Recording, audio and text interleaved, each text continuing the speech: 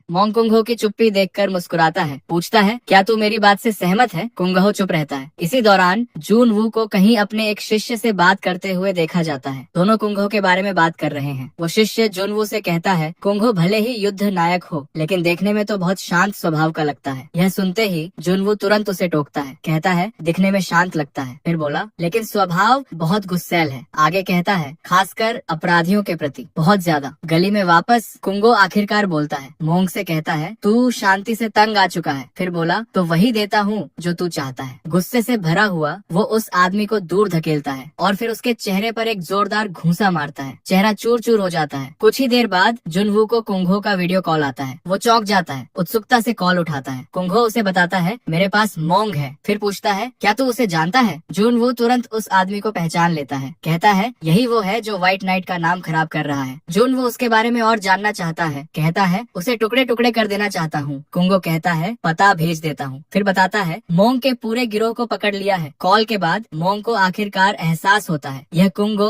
वही शैतानी राक्षस का राजा है। कुंगो उससे पूछता है चोरी का सामान रखने के लिए सिर्फ यही एक जगह है? मोंग कंफर्म करता है झूठ बोलने की जरूरत नहीं। फिर बताता है फैंटम नाम के एक आदमी ने हमें लूटा था। आगे कहता है इसीलिए अब सिर्फ एक ही जगह बची है। कुंगो पूछता है फैंटम कौन है? मोंग बताता है एक कुख्यात चोर है। फिर बोला चोरी करने के बाद एक काला कार्ड छोड़ जाता है हमेशा। मोंग फिर कुंगो से पूछता है मैंने सब बता दिया। फिर बोला क्या तू मुझे जिंदा रहने देगा? कुंगो हाँ कहता है, लेकिन अचानक मोंग की छाती पर एक जोरदार मुक्का मारता है और उसका मोनोहोल टूट जाता है। कुंगो उसे बताता है तुझे जिंदा छोड़ने का सिर्फ एक कारण है। फिर बोला तेरा मोनोहोल नष्ट कर दिया है। आगे कहता है मतलब अब तू अपनी शक्तियाँ कभी इस्तेमाल नहीं कर पाएगा। फिर बोला आज से तू एक आम इंसान है। यह सुनकर मोंग दर्द से कराह उठता है, मरने की भीख मांगता है, लेकिन कुंगो उसे याद दिलाता है जिस शांति की तू शिकायत कर रहा है। फिर बोला उसे स्थापित करने के लिए कितने बलिदान दिए गए थे, गिन भी नहीं सकता। फिर कुंगो मोंग और उसके पूरे गिरोह को अंधेरी गली में छोड़कर चल देता है। जाते समय सियाला को देखता है, उसे आश्वस्त करता है युद्ध में जाने वाले सभी लोग मोंग जैसे नहीं थे। फिर बोला और घर पहुंचने पर बहुत स्वादिष्ट खाना खिलाऊंगा। आगे कहता है लेकिन खाने से पहले नहाना होगा। घर लौटने पर सियोला भागने की कोशिश करती है, नहाना नहीं चाहती, लेकिन कुंगो आसानी से उसे पकड़ लेता है। मन में सोचता है इसकी माँ भी ऐसी ही थी, बिल्कुल ऐसी ही, लेकिन यह नहाना साधारण नहीं है। कुंगो खरीदारी के दौरान लाए गए वर्ल्ड ट्री के फल को पानी में मिला रहा है। अपनी शक्ति से फल को पिघलाया, गर्म पानी में मिलाया और एक अच्छी खुशबू और सही तापमान तैयार किया। सियोला एक पैर से पानी को परखती है और तुरंत उसे पसंद आ जाता है। कुंगो को खुशी होती है, वो उसे धीरे से पानी में बिठा देता है। दरअसल बीस्टमैन योद्धा युद्ध में जाने से पहले वर्ल्ड ट्री के फलों के छिलके को पीस कर अपने शरीर पर लगाते थे। इससे उनके बाल, त्वचा और खाल असाधारण रूप से मजबूत हो जाते थे और यही वो कीमती फल है जिसे सियोला अभी अपने पूरे जिस्म में अब्सॉर्ब कर रही है। देखते ही देखते पानी भाप बनकर उड़ने लगता है। कुंगो को ज्यादा हैरानी नहीं होती, इसका असर बहुत जबरदस्त होता है, पहले से पता था। हैरानी की बात यह है सियोला एक नई स्किल हासिल कर लेती है, प्रकृति की संरक्षक। स्टैट्स बोर्ड पर कुंगो पढ़ता है सियोला में प्रकृति की ऊर्जा अब्सॉर्ब करने की असाधारण क्षमता है और प्रकृति की ऊर्जा से भरपूर दवाइयाँ अब्सॉर्ब करने की उसकी क्षमता अपनी नस्ल के बाकी जीवों से 1.5 गुना ज्यादा है। पूरा नहाने का सेशन खत्म होने के बाद कुंगो सियोला के सिर पर थपथपाता है, कहता है चलो कुछ खाते हैं बाद में। कुंगो घर वालों को वो कीमती फल दिखाता है जो वो बाहर से लाने गया था। इसी वजह से वो कुछ दिनों से घर पर नहीं था। कुंगो कुछ कीमती सामग्रियां तैयार करने की योजना बनाता है, लेकिन परी रानी को लगता है साधारण आग इस काम को संभाल नहीं पाएगी। तभी कुंगो ढेर सारे मना स्टोन्स निकालता है। रानी घबरा जाती है, इतने सारे मना स्टोन्स इस्तेमाल किए तो पूरा घर तबाह हो जाएगा। कुंगो उसकी बात अनसुनी कर देता है और पत्थरों को आग में फेंक देता है। रानी बुरी तरह डर जाती है, चूल्हा फट जाएगा, लेकिन कुंगो अपनी शक्ति से उसे काबू में कर लेता है, बिल्कुल आसानी से। यह देखकर रानी दंग रह जाती है। एकदम कुछ ही पलों में कुंगो सारी सामग्रियां भूनकर बारीक पाउडर बना लेता है। फिर झुनवू से मिला चंद्र नमक का रस निकालता है, उसे पाउडर के साथ मिलाता है, आटा गूंथता है, गोल आकार देता है और पकौड़ी बनाता है। जब वो उसे खा लेता है रानी से पूछता है चखना चाहती है? रानी डरती है, अगर इतनी ताकतवर चीज खाई तो मेरी शक्ति बेकाबू होकर फट जाएगी। रानी समझ जाती है यह पकौड़ी खास तौर पर सियोला के लिए बनाई गई है और उसके मुंह में पानी आ जाता है। कुंगो कंफर्म करता है हाँ इसी के लिए है। फिर बताता है लेकिन अभी सिर्फ एक ही खा सकती है। आगे कहता है इसका असर बहुत तेज है। जैसे ही सियोला पकौड़ी का स्वाद लेती है उसे अपने पूरे जिस्म में अपार शक्ति का बहाव महसूस होता है। वो खुशी से चिल्लाती है यह अब तक का सबसे अच्छा अनुभव है। इसकी वजह से उसकी रक्षा क्षमता FF से E हो जाती है। इसके अलावा उसका आकार लगभग 2 गुना हो जाता है। पर्याय यह देखकर पूरी तरह हैरान रह जाती हैं, आंखें फटी की फटी।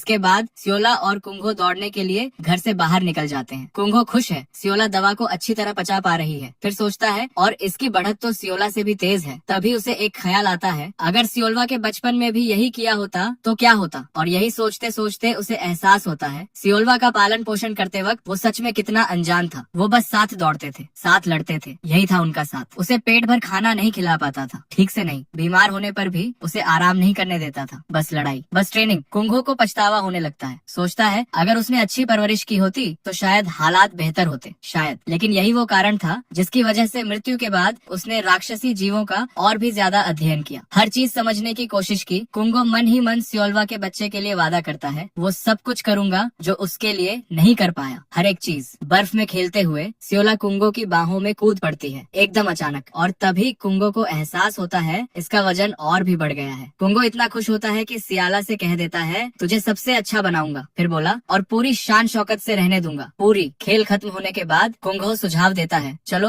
मोंगची को लेने चलते हैं। 16 साल पहले एक बूढ़े आदमी को घनी बर्फ में एक शावक मिला, रोएंदार गेंद जैसा दिख रहा था। वो मोंगची था। बूढ़े ने तुरंत समझ लिया इसे उसके परिवार ने छोड़ दिया है। बूढ़े ने उससे प्यार से बात की, कहा अपने परिवार के साथ जा। फिर बोला जल्द ही इस इलाके के चारों तरफ कांटेदार तार की बाड़ बनेगी। आगे कहा फिर निकलना नामुमकिन हो जाएगा। मोंगची की दयनीय हालत देखकर बूढ़े ने सोचा इसे भविष्य के कष्ट से बचाने के लिए शायद अभी ही मार देना बेहतर होगा। जैसे ही वो अपनी कटार निकालने वाला था उसकी नजर मोंगची की प्यारी आंखों पर पड़ी और उसने तुरंत अपना इरादा बदल दिया। कटार के बजाय उसने अपने लिए रखा गोमांस का सूखा टुकड़ा निकाला। मोंगची ने कृतज्ञता से उसकी नाक चाटी और खुशी खुशी खा लिया। इसके बाद बूढ़ा आदमी चला गया, लेकिन मोंगची वहीं रहा। और जब बूढ़ा वापस आया मोंगची दौड़कर उसे गले लगा लिया बिना एक पल गंवाए। उस दिन से मोंगची बूढ़े आदमी की देखभाल में रहा और तेजी से बड़ा होने लगा। एक दिन मौज मस्ती करते हुए बूढ़े ने उसकी तुलना मस्ती के एक बड़े गोले से की और तभी उसने उसका नाम रखा मोंगची। बूढ़ा उससे बातचीत करने के लिए बैठ गया। उसे बताया महान युद्ध के दौरान अपना परिवार खो दिया था। फिर बोला तब से अकेला भटक रहा था। आगे बताया इससे भी बुरी बात ये है एक ऐसी संक्रामक बीमारी लगी है जो दूसरी दुनिया से आई है। फिर बोला मोंगची को देखकर मारना कितना मुश्किल था, भले ही वो एक राक्षस का बच्चा था। आगे कहा असल में तो वो उसका कट्टर दुश्मन था। बूढ़े का मानना था मोंगची में उसने अपना बचपन देखा, इसीलिए उससे जुड़ाव महसूस होता था। यही बातें चल रही थी कि अचानक बूढ़े आदमी ने दर्द से अपना सीना पकड़ लिया। जोर जोर से खांसी आने लगी। मोंगची ने यह देखा और भोजन की तलाश में दौड़ पड़ा, क्योंकि अब तक बूढ़ा ही उसके लिए खाना लाता था। जब तक वो लौटा बूढ़ा आदमी बेहोश हो चुका था। मोंगची घबरा गया एकदम। वो जानता था मदद सिर्फ पहाड़ के नीचे मिल सकती है, जहाँ बूढ़े ने उसे जाने से मना किया था। खतरनाक था, बहुत खतरनाक। लेकिन मोंगची ने पहाड़ से नीचे उतरने का फैसला कर लिया। जैसे ही वो सैन्य बस्ती में पहुंचा सैनिकों ने शोर मचाया और तुरंत उसे चारों तरफ से घेर लिया। उन्होंने सोचा यह अब भी बच्चा है, इसकी माँ आसपास ही होगी। बिना किसी हिचकिचाहट के उन्होंने मोंगची पर हमला कर दिया। लेकिन मोंगची सिर्फ अपने मरते हुए दोस्त के लिए मदद चाहता था, बस यही। उस पर कोई दया नहीं दिखाई गई। चारों तरफ से हमले होते रहे। वो बचने की कोशिश करता रहा, लेकिन हमले रुके नहीं और मन ही मन वो किसी से मदद की गुहार लगा रहा था। सैनिकों ने आखिरकार उसे काबू कर लिया और जब वे उसे खत्म करने ही वाले थे तभी कुंगो आ गया। सैनिकों ने कहा आपको दखल देने की जरूरत नहीं। फिर बोले हम इस बच्चे को संभाल लेंगे। लेकिन कुंगो ने उन्हें रोका, कहा बच्चा अकेला है। फिर बोला आसपास कोई वयस्क नहीं है। आगे कहा पीछे हट जाओ, मैं इसे संभाल लूंगा। जैसे ही कुंगहो की नजर मोंगची पर पड़ी उसे तुरंत एहसास हो गया कि इसे मदद चाहिए। उसने उसके जिस्म में ऊर्जा भरी, ताकत वापस दिलाई। मोंगची फिर कुंगहो को उस जगह ले गया जहाँ बूढ़ा लेटा हुआ था। कुंगो समझ गया यह मुंह कॉन्टिनेंट की एक लोकल बीमारी है। फिर सोचा दिल में असहनीय मात्रा में ऊर्जा जमा हो गई है। कुंगो ने अपना हाथ बूढ़े की छाती पर रखा, उसे अपनी ऊर्जा देने लगा। साथ में कहा तुम भाग्यशाली हो। फिर बोला मोंगची जैसा बहादुर दोस्त है तुम्हारा। कुछ ही पलों में बूढ़ा जाग गया और मोंगची उसकी बाहों में कूद पड़ा। एकदम दोनों ने एक भावुक पल साझा किया, एक दूसरे के प्रति अपना प्यार जाहिर किया। और अब वर्तमान में पता चलता है कि मोंगची बूढ़े की कब्र पर आया है। मृत्यु से पहले बूढ़े ने मोंगची को कुंगो के हाथों में सौंप दिया था। बूढ़े की मौत के बाद से मोंगची हमेशा उसकी कब्र पर मिलने आता रहा है। हर बार कुंगो और सियोला भी उसका हालचाल पूछने आते हैं और जैसे ही मोंगची रोता है आसमान से बारिश की बूंदें गिरने लगती हैं। धीरे धीरे कुंगो को यकीन है बूढ़े की विश्राम स्थली कभी ठंडी नहीं होगी। फिर सोचता है क्योंकि मोंगची उसके शोक में यहाँ लौटता रहेगा हमेशा। अचानक राक्षसी मधुमक्खियों का एक झुंड प्रकट होता है। कुंगो तुरंत समझ जाता है यह नई नस्ल है। वो अपनी राक्षसी आंख जगाकर उनका जायजा लेता है। पता चलता है ये मधुमक्खियां अपने मालिक के प्रति अंधी भक्ति रखती हैं और झुंड में होने पर और भी ज्यादा ताकतवर हो जाती हैं। एक मधुमक्खी सोला के करीब उड़ती है। सोला तुरंत उसे मुंह से पकड़ लेती है और उसकी राक्षसी ऊर्जा चूसने लगती है। मधुमक्खी अपने विशाल डंक से सोला को डंक मारने की कोशिश करती है, लेकिन डंक टकराते ही टूट जाता है। एकदम कुंगो हैरान होता है, फिर समझ जाता है वर्ल्ड ट्री के फल से नहाने की वजह से सोला की त्वचा सख्त हो गई है। कुंगो डंक का विश्लेषण करता है, पता चलता है इसमें लकवाग्रस्त करने वाला जहर है। फिर सोचता है इसीलिए आकार के मुकाबले इसका दर्जा इतना ऊंचा था। ये सब देखकर कुंगो समझ जाता है इन मधुमक्खियों का ख्याल रखना होगा। अभी वो बाघ पर चढ़ जाता है और मधुमक्खियों का पीछा करने का हुक्म देता है। ठंडे मैदानों से गुजरते हुए कुंगो को राहत मिलती है। इस इलाके में कोई नागरिक बस्ती नहीं है, लेकिन मधुमक्खियों की भूख को लेकर वो चिंतित है, क्योंकि ये इतनी तेजी से खाती हैं कि घास, पेड़ और पूरे पहाड़ चट कर जाती हैं। एक एक करके राक्षसों के शवों को खाने से भी नहीं कतराती। ये सर्वाहारी जीव हैं, जो खाने की कमी होने पर कभी भी नागरिक इलाकों पर हमला कर सकती हैं। ये सब देखते हुए कुंगो एक निष्कर्ष पर पहुंचता है, तबाही मचाने से पहले इन्हें पूरी तरह नष्ट करना होगा, पूरी तरह। कुछ ही पलों बाद उन्हें एक गहरा लाल दरवाजा दिखाई देता है। कुंगो देखता है मधुमक्खियां उस दरवाजे में घुस रही हैं। इसका मतलब उनका घोंसला वही है, और ये भी समझ जाता है दरवाजा लाल है, मतलब ये अटैक कैटेगरी का गेट है। जाहिर है इस तरह के गेट से पहले भी उसे और मोंगची को काफी मुश्किल हुई थी, लेकिन इस बार वो तैयार है। बिना किसी झिझक के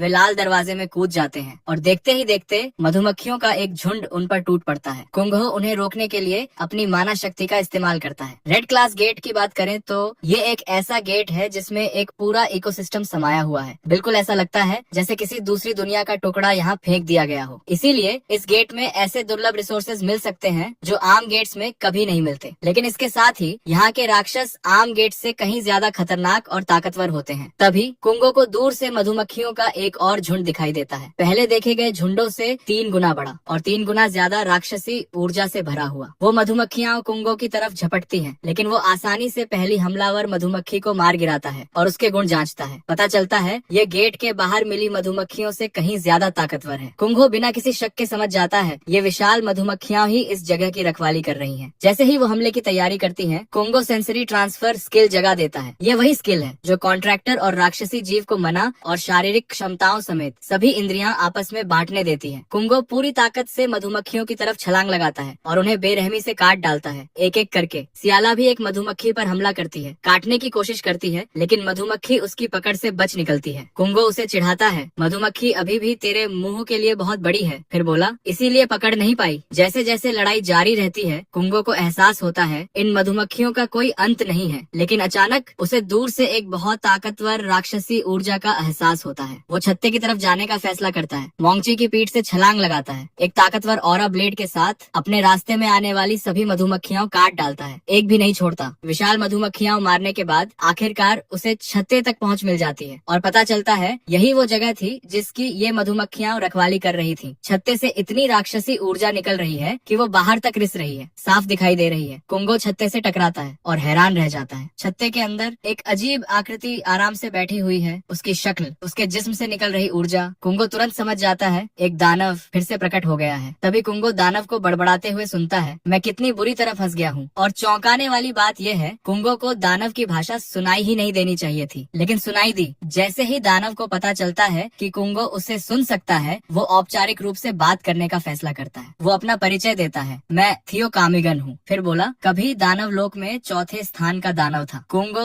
उस दानव से लड़ने की तैयारी ही कर रहा था कि अचानक वो घुटनों पर बैठ जाता है, कहता है लड़ना नहीं चाहता। फिर बोला लड़ना पसंद ही नहीं है। आगे कहता है खासकर उससे जो खुद से भी ज्यादा ताकतवर हो। थियो यह देखकर हैरान रह जाता है, एक इंसान राक्षसों को वश में कर सकता है। कुंगो जो देख रहा है उससे पूरी तरह दंग रह जाता है, और चूंकि थियो से कोई खतरा नहीं है, वो अपनी ऑरा ब्लेड निष्क्रिय कर देता है। कुंगो समझ जाता है थियो युद्ध के दौरान देखे गए बाकी राक्षसों से बिल्कुल अलग है। फिर सोचता है क्योंकि इसमें बात करने की क्षमता है। उसे याद आता है उस वक्त राक्षस बेजान मशीनों की तरह थे, सिर्फ राक्षसी ऊर्जा उगलते थे, कोई भाव नहीं, कोई सोच नहीं। लेकिन थियो एक असली इंसान जैसा लगता है, बिल्कुल। कुंगो थियो से पूछता है तू क्या है? थियो घुटनों के बल बैठे बैठे जवाब देता है, एक दानव हूँ। कुंगो फिर पूछता है तेरे जैसा दानव यहाँ क्यों है? थियो कहता है ये बहुत ही शर्मनाक और लंबी कहानी है। फिर बोला एक रैंकिंग वॉर हारने के बाद भागना पड़ा। आगे कहा और भागते भागते डंजन में फंस गया। कुंगो उससे पूछता है जान बचाकर भागते वक्त भी रानी मधुमक्खी को साथ क्यों लाया? फिर दूर दिख रही रानी मधुमक्खी को देखते हुए पूछता है क्या वो सभी राक्षसों की रानी है? कुंगो की उस गंभीर नजर से थियो तुरंत समझ जाता है ये उसे मारने में जरा भी नहीं हिचकिचाएगा। थियो फटाफट बताता है मधुमक्खियों को सिर्फ जासूसी के लिए भेजा था। फिर बोला वे बिल्कुल भी खतरनाक नहीं है, सच में। थियो मधुमक्खी के सिर पर हाथ फेरता है, उसके उसकी शांति का सबूत देने के लिए। और मधुमक्खी एक विशाल राक्षसी ऊर्जा छोड़ती है जिससे वो फॉसिल स्टेट में पहुंच जाती है। कुंगो ये देखकर चौंक जाता है। थियो समझाता है अगर रानी मधुमक्खी को भी इसी तरह फॉसिल बना दूं तो वो पराग खाए बिना जी सकती है। फिर बोला और किसी को नुकसान भी नहीं पहुंचाएगी, कोई भी नहीं। फिर टियो कुंगो से कहता है यह मधुमक्खी मेरा बच्चा है। फिर बोला बचपन से पाला है इसे। आगे कहा इसलिए इसकी जिम्मेदारी मेरी है पूरी तरह। थियो अभी अपनी बात समझा ही रहा था कि सियाला ने उसके पैर पर काट लिया एकदम अचानक। इससे उसके अंदर की बहुत ज्यादा राक्षसी ऊर्जा बाहर निकल गई एक ही बार में। सियोला को इतना मजा आ रहा था कि थियो घबरा गया, क्योंकि यह पहली बार था जब उसने कोई ऐसा जानवर देखा जो राक्षसी ऊर्जा पर निर्भर करता हो। पहली बार कुंगो को एहसास होता है थियो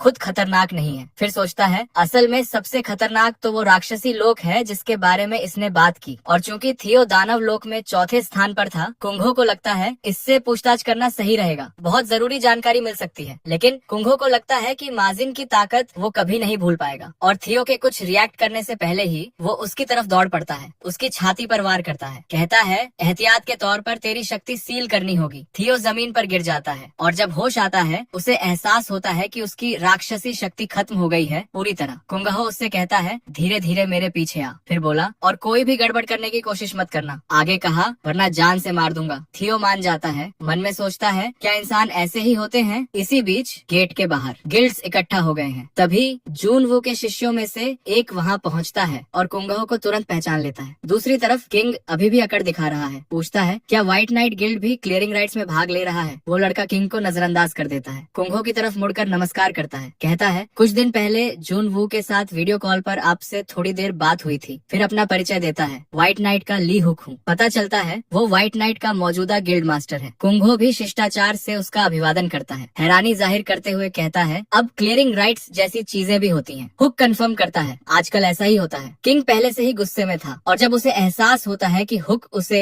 एक सुपरस्टार को नजरअंदाज कर रहा है तो गुस्सा और बढ़ जाता है। वो हुक से पूछता है तू इस नॉन अवकेंड को कैसे जानता है। लेकिन जल्द ही वो नाम उसके दिमाग में फिर से गूंजता है और उसे एहसास होता है मैं बीस्ट मास्टर के सामने खड़ा हूँ। तभी हुक देखता है कि कुंगहो मुस्कुरा रहा है और उसे झुनवू की वो बात याद आ जाती है। झुनवू ने उसे हमेशा चेतावनी दी थी जब भी कुंगहो मुस्कुराए सावधान हो जाना। फिर बोला था इसका मतलब है कि वो सामने वाले को कुचलने वाला है। हुक को पसीना आने लगता है जबकि किंग को अभी तक पता नहीं कि उसके साथ क्या होने वाला है। मन ही मन किंग कुंगो के बारे में बुरा भला सोच रहा है, ये कुछ खास नहीं दिखता। अचानक उसके मन में एक अजीब ख्याल आता है, अगर मैं कुंगो को हरा दूं तो 5 युद्ध नायकों को पीछे छोड़ दूंगा। किंग कुंगो पर हमला करने की तैयारी करता है और जैसे ही कुंगो ये देखता है वो तहे दिल से उसका शुक्रिया अदा करता है। किंग कहता है शुक्रिया कहने की जरूरत नहीं। फिर बोला शुक्रगुजार तो मैं हूँ और कुंगो पर जोरदार वार करता है। जैसे ही उसे लगता है कि पहला वार हो गया उसे अचानक एहसास होता है कुंगो गायब हो गया है एकदम। इससे पहले कि वो कुछ समझ पाता कुंगो उसे डंजियन में घसीट कर ले जाता है और उसे याद दिलाता है डंजियन पहले साफ करने की चाहत में कितना घमंडी था। कुंगो उसे डंजियन में फेंक देता है, कहता है तो अब इसे साफ करो। किंग जमीन पर गिर पड़ता है पूरी तरह हैरान, क्योंकि ये पहली बार था जब उसकी इस तरह पिटाई हुई थी। पहली बार। कुंगो उससे कहता है पहले तो दखल नहीं देना चाहता था। फिर बोला लेकिन तूने खुद उकसाया। आगे कहा तो अब कोई चारा नहीं। कुंगो किंग की तरफ तेजी से बढ़ता है लेकिन किंग किसी तरह अपने पैरों पर खड़ा हो जाता है। जवाबी हमले की तैयारी में जुट जाता है। कुंगो आसानी से उसका सिर पकड़ता है और जमीन पर पटक देता है। कहता है थोड़ा विनम्र रहना सीख। इसी बीच थियो और हुक ये सब देख रहे होते हैं। थियो हुक से कहता है कुंगो के हमले से किंग की मौत हो सकती है। हुक कंफर्म करता है हाँ हो सकती है और हुक मन ही मन सोच रहा होता है आखिर यह थियो